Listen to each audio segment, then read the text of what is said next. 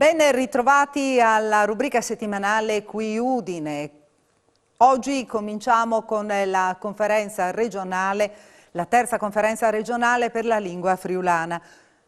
Noi abbiamo il dovere di domandare con più forza la tutela dei nostri diritti e di poter adoperare la lingua in tante diverse situazioni. Abbiamo il diritto di insegnarla a scuola dall'infanzia alla primaria.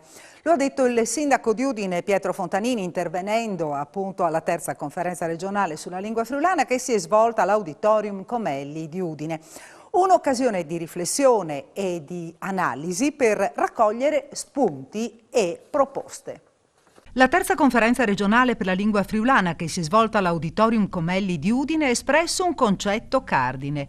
L'insegnamento a scuola è lo strumento fondamentale per salvare la lingua friulana e arrestare la progressiva riduzione del numero dei parlanti. La conferenza regionale è stata organizzata per ascoltare le istanze di tutti. Questa è anche l'occasione per presentare e discutere in modo più compiuto anche del piano generale di politica linguistica che è stato appena approvato dalla Giunta regionale con il via libera del Consiglio regionale, quindi della commissione competente, ma che è un piano che dovrà essere messo sul campo. Ci sono delle linee precise di indirizzo in cui si vuole andare con anche le relative somme che devono essere spese per ogni sezione.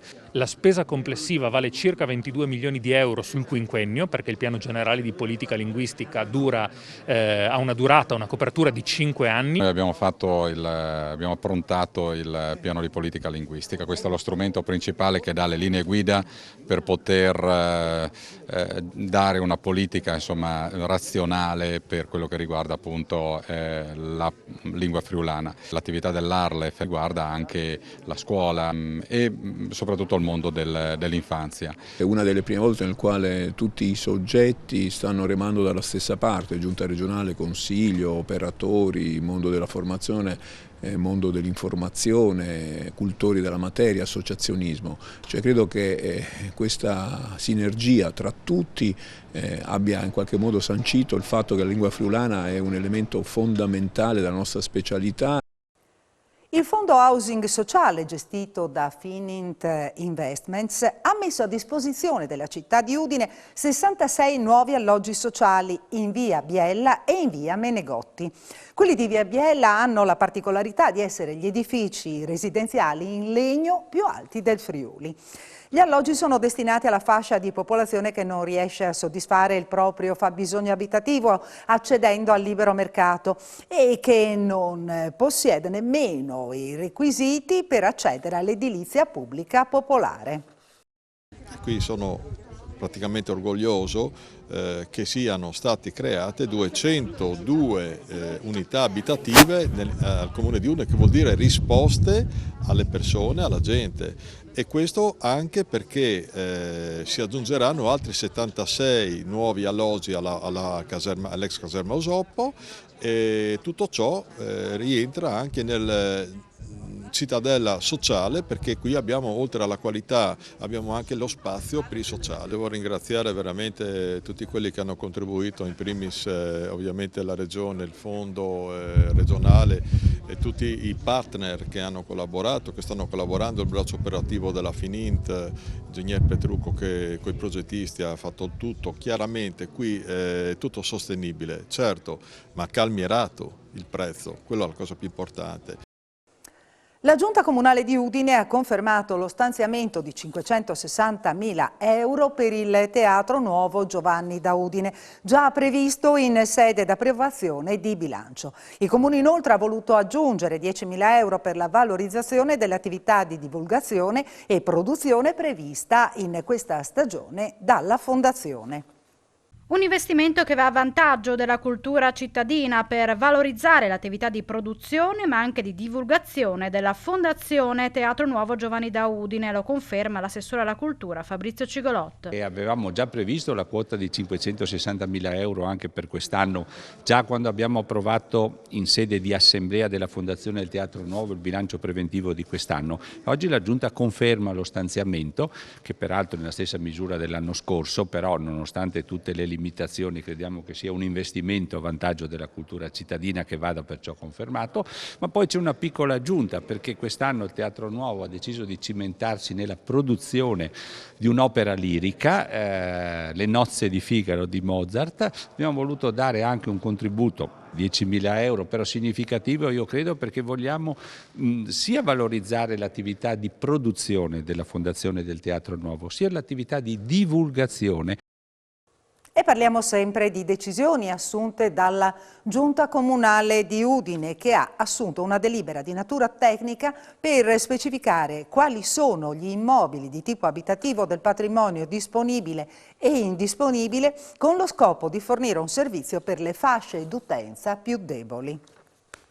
Per gli immobili di tipo abitativo, la Giunta Comunale di Udine, su richiesta dell'assessore al patrimonio Francesca Laudicina, ha assunto una delibera di natura tecnica per specificare quali facciano parte del patrimonio disponibile o indisponibile. E quelli che sono di natura indisponibile sono quelli che sono messi a disposizione, diciamo, delle persone con maggiori fragilità o con maggiori incapacità di natura finanziaria, e quindi anche che hanno bisogno, magari nel frattempo, fino a quando trovano un immobile in via definita, di avere un posto dove sistemarsi per un periodo comunque non superiore a 2 anni. Quindi abbiamo fatto questo lavoro preciso di differenziazione, in modo tale anche da avere un quadro ben definito e specifico per capire quali sono gli immobili sul quale magari possiamo utilizzare fondi di legati, cioè di persone che comunque insomma hanno lasciato delle risorse a favore del comune e delle persone che sono in difficoltà, piuttosto che invece di quelle che invece non possono essere utilizzati così.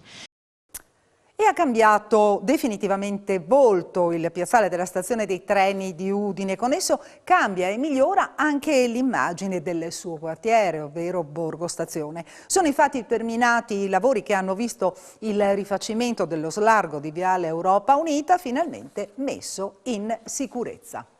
Ha cambiato definitivamente look il piazzale della stazione dei treni di Udine. Il cantiere di Viale Europa Unita, partito il 12 maggio scorso, è stato chiuso lo scorso fine settimana, in leggero ritardo sul cronoprogramma che prevedeva il termine dei lavori a fine estate. La piazza è stata messa in sicurezza una volta per tutte. I pedoni ora possono attraversare con più tranquillità le strisce pedonali di Viale Europa. Questo soprattutto grazie alla creazione di un unico grande corridoio pedonale rialzato e illuminato, messo in evidenza con segnali luminosi, semafori, una segnaletica orizzontale migliorata e ben visibile di un percorso tattilo plantare per i non vedenti. Con il rifacimento è stata migliorata anche la viabilità del piazzale attraverso la creazione di corsie speciali dedicate esclusivamente al transito degli autobus, all'uscita dei taxi e alla sosta alla fermata di corriere e mezzi pubblici. Il risultato è davvero sorprendente. Al momento manca solo l'attivazione di nuovi semafori dotati di pulsantiera a chiamata, ma a breve saranno posti in funzione anche quelli. Un risultato che sarà sicuramente apprezzato dai cittadini in generale, ma in particolar modo dai passeggeri dei bus e dai viaggiatori diretti o in uscita dalla stazione. Quel che è più importante è stato mettere in sicurezza le migliaia di studenti e viaggiatori che ogni giorno utilizzano i servizi della zona di Borgo Stazione. Il costo totale dell'opera si aggira intorno ai 300.000 euro. Le novità del dettaglio sono le seguenti. L'area prospiciente la stazione è stata pavimentata con cubetti di porfido. Il lato destro, guardando la stazione, è stato riservato ai taxi, mentre quello sinistro ai mezzi di soccorso. Rinnovata la banchina posta al centro strada, che ora è utilizzata anche come fermata per gli autobus. Sono molto soddisfatto dei lavori del piazzale della stazione, perché hanno fatto un lavoro veramente egregio, perché finalmente si è messo ordine a quel piazzale. Adesso manca ancora l'attivazione del semaforo, alcune fioriere che vengono messe ai lati ed è completato. Sono veramente contento perché questa riqualificazione non era banale, perché non è mai stata fatta nei 50 anni, 60 anni, e quindi è stato anche lì un lavoro impegnativo, perché molti sottoservizi sono stati scoperti durante i lavori stessi, ci sono stati dei contrattempi anche lì nelle consegne del materiale e quant'altro, però sono veramente contento, credo che la città abbia guadagnato molto. Rimarrà aperta tutto il mese di novembre al Museo di Storia Naturale di Udine la mostra Origine dei saperi scientifici in Friuli. La meteorologia da Giovanni Venerio ad Ardito Desio per consentire le visite alle scuole che ne hanno fatto richiesta. Qui al Museo di Storia Naturale è possibile osservare parte della strumentazione scientifica di Girolamo Venerio, parte delle sue rilevazioni, delle rilevazioni che faceva da questo centro che poi era casa sua in via Savorniana, dove rilevava temperatura, pressione e umidità, per arrivare fino ad Ardito Desio, cioè diciamo che la maggior parte del materiale è parte della collezione di Girolamo Venerio, ma una piccolissima parte è dedicata ad Ardito Desio. Ricordo che ci sono in programma delle visite guidate durante la domenica, a cui è possibile iscriversi nel pomeriggio della domenica, dove vengono proprio spiegati con attenzione questi strumenti, che sono strumenti meccanici. Noi adesso siamo abituati ad avere i dati meteorologici schiacciando un pulsante, in realtà qui c'è un lavoro di taratura, di attenzione, di segnatura di tutti i dati.